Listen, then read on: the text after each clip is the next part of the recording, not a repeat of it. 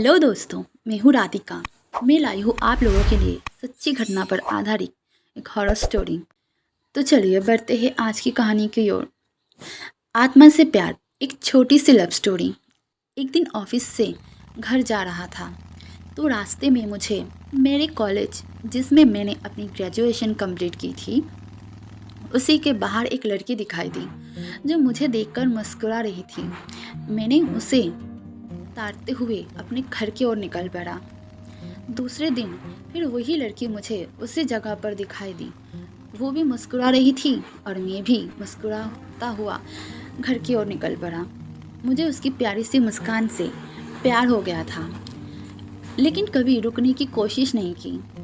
वो लड़की कई दिनों तक मुझे दिखाई दी और एक दिन वो मुझे नहीं दिखाई दी।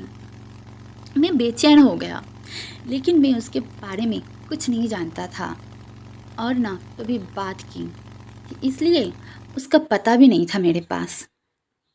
मैं कई दिनों तक उस लड़की को ना देखने के लिए बेचैन रहा।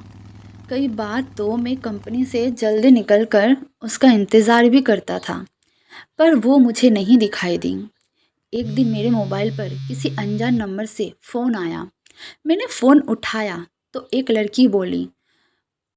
उसने मेरा नाम पूछा और वो मुझसे बात करने लगी और बताया कि मैं वही लड़की हूँ जिसे तुम रोज़ बाइक से गुजरते हुए देखा करते थे। मैं अचंभित रह गया कि इसके पास मेरा नंबर कैसे आया और ये मेरे से क्यों बात कर रही है। लेकिन उसकी मीठी सी बातों पे मैं इतना खो गया कि मैं सब कुछ भूल गया।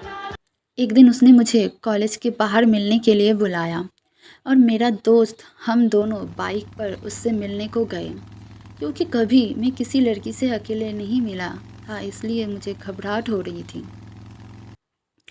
मैं और मेरा दोस्त जैसे ही कॉलेज के बाहर पहुँचे तो वहाँ वो लड़की नहीं थी। मैंने काफ़ी फ़ोन लगाया लेकिन फ़ोन स्विच ऑफ था। मैं घर लौट गया और घर में घुसते उसी लड़की का फ़ोन आया। मैंने गुस्से से कहा कि हम वहाँ पर आपके इंतज़ार कर रहे थे और आप नहीं आए, क्यों नहीं आए आप? तो उसने कहा कि तुम अपने दोस्त को क्यों साथ लेकर आए? अगर मुझसे मिलना है तो तुमको अकेले आना होगा। मैंने कहा ठीक है। अगले दिन सुबह सुबह मैंने उसको फ़ोन लगाया, लेकिन उसकी मम्मी ने उसका फ़ोन उठा लिया।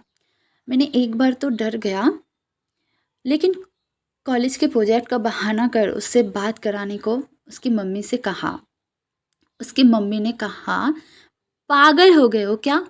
प्रिया को मरे हुए 3 महीने हो चुके हैं। मैं हक्का बक्का रह गया और मेरे हाथ से मोबाइल छूट गया और मैं बुरी तरह कांपने लगा। मैंने सोचा कि जिस लड़की को देख रहा था और जिससे मैं बात कर रहा था वो एक आत्मा थी।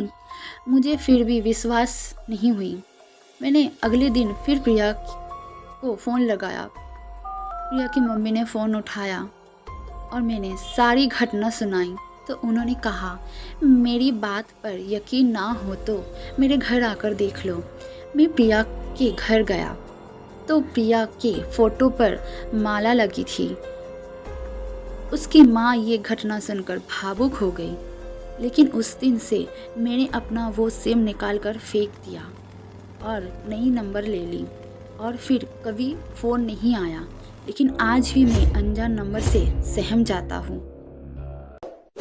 इस वीडियो को लाइक करें, हमारे चैनल को सब्सक्राइब कर बेल आइकन जरूर प्रेस करें। हमारी न्यू वीडियो